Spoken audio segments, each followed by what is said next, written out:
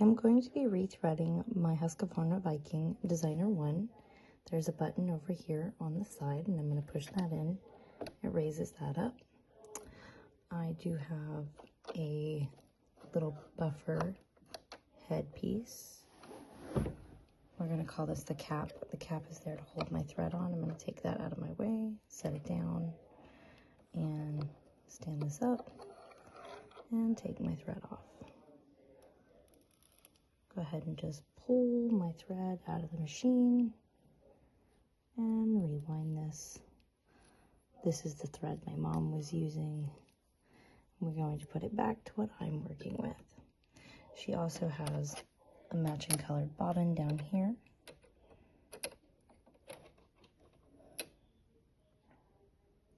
So now I've removed the old thread and I've set it to the side. Here's my bobbin. My bobbin is getting pretty low, but it will go ahead and work for now.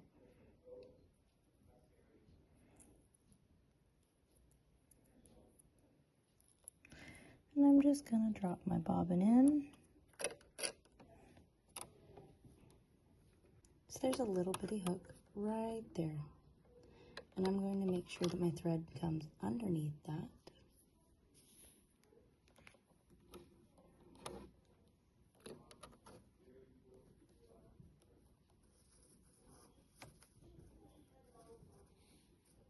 Now that it's underneath that, I'm going to bring it up and around this.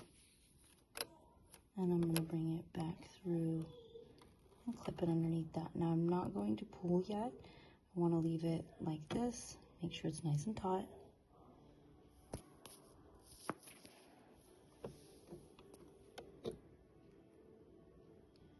And I'm going to take the door and put my door back on first. Now that my door is on there, I'm going to rip the bobbin thread free. Now my bobbin is back in place. Now here's the thread I'm currently using. You can't really see it, so I have a couple of backups right here, and they're all slightly different colors.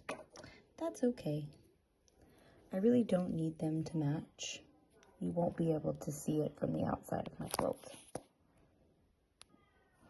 Okay, now I'm going to take my thread and I'm going to make sure that the bottom is going downwards. I'm going to take my little cap and put my cap back on. And I'm going to go ahead and put it back in place by pushing it down.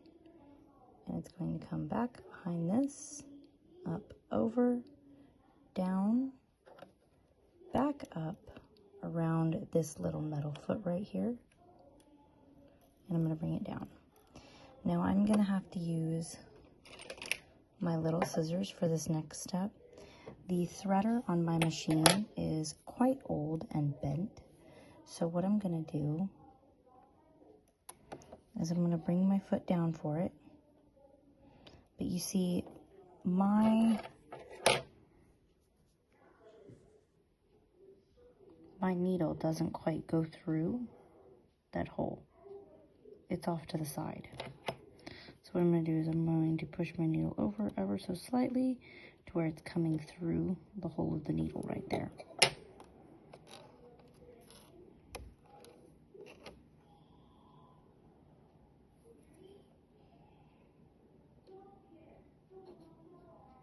Nope, didn't take that time. Sometimes this does take a few tries. There it goes. It's all the way through now. It just wasn't through.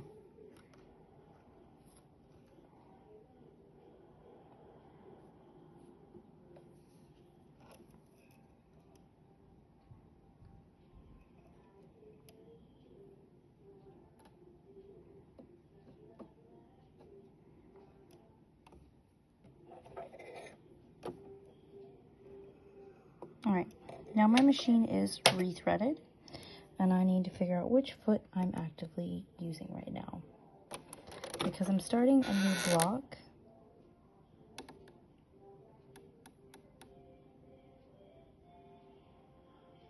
oh no, both my feet are not in here. Let's go find my feet.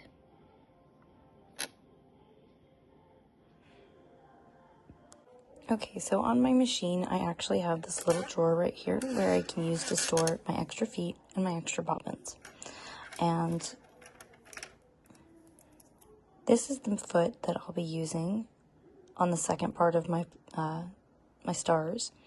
It is when I'm connecting multiple pieces together, but this is the one that I'm using when I am making my flying geese. This little line right here makes it a lot easier to follow along the diagonal line and keep it nice and straight. So what I'm going to do is I'm going to make sure that this little bar right here gets lined up with this little black section back here. And it's just going to go clip right on. And that's how you put your foot on your machine. And I'm going to test and see that everything's working correctly. I'm going to grab some scrap fabric. Okay, so my thread needs to come down and through the foot like this. I'm going to pull it towards the back, lower my foot down, which again is this button.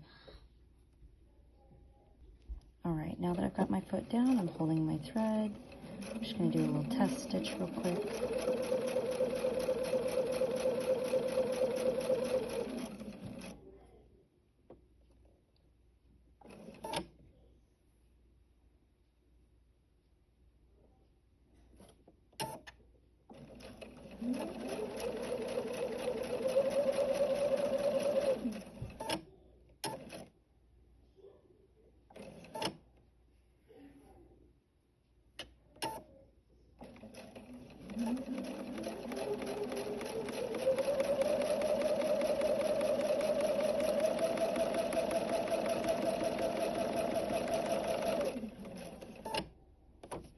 Again, my machine has a cutter right here. Some machines have a cutter here on the side where you drag your string to the side. I just press the scissors. It does that work for me. I like to pull towards the back so my thread's already going where I need it to. And that looks perfectly like it should. My machine is rethreaded, my bobbin is back, and I am ready to start working on my next flying geese. These are the sections I still have for my flying geese and stars. I'm trying to decide which one I'm going to do next. I do have a couple duplicates. I still have 2 more oranges to go. And if you want to see all the ones that I've already currently done, I do have another video that shows you everything I've completed with this project so far.